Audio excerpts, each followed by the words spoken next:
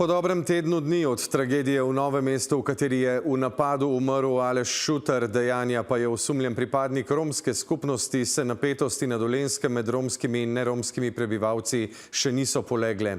Številni starši zato z zaskrbljenostjo pričakujejo jutrišnji dan, ko se bodo otroci po krompirjevih počitnicah vrnili v šolske klopi. Župan Novega mesta zagotavlja, da bo za varnost vseh otrok poskrbljeno z okrepljenim varovanjem, ob tem pa, tako kot ravnatelji šol, poziva k umiritvi razmer. Danica Jovanovič. Medtem ko pred lokalpatriotom še zmeraj gori vrsta sveč v spomin na preminulega Aleša Šutarja, čigar smrt je povečala napetosti v Novem mestu, starše skrbi, ali bodo zaradi skrhadnih odnosov v nevarnosti njihovi otroci, ki se jutri vračajo v šolske klopi. Težko ocenim za vse šole, sem bil pa z nekaterimi v stiku, in gotovo so v rahlem krču, kaj bo jutri. Malce je nelagodja, ampak jaz bom poslal svoje otroke v šolo. Jaz bom po prispovedal, jo kar sami ne bom pustil, da bojo šli na cesti. Jo bom z avto odpeljal do šole, naprej bojo pa šli peško, le par metrov bojo šli v šole. Policisti so polno Novo mesto, tako da ne bo nobene kakšne...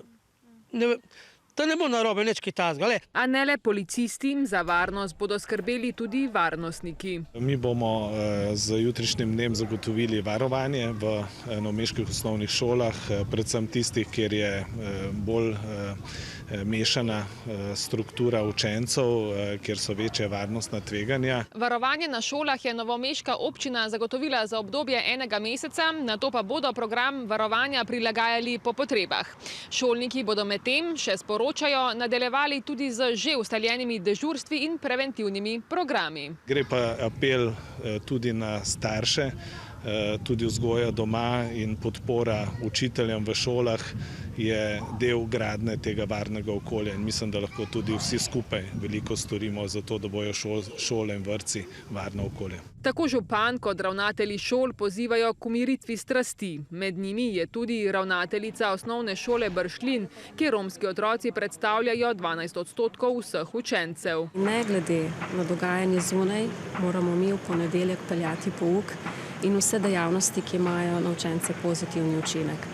Mi bomo še naprej izvajali vse preventivne dejavnosti za spodbujanje varnega okolja kot do sedaj. Jutri bo torej dodatno varovanje zagotovljeno na novomeških osnovnih šolah, srednješolci pa bodo s tem ukrepom morali še malce počakati. Minister za šolstvo se je namreč minulo sredo z ravnatelji srednjih šol dogovoril, da bodo v roku 10 dni pripravili oceno potreb po zagotavljanju varnostnikov, stroške teh pa naj bi nato krila država.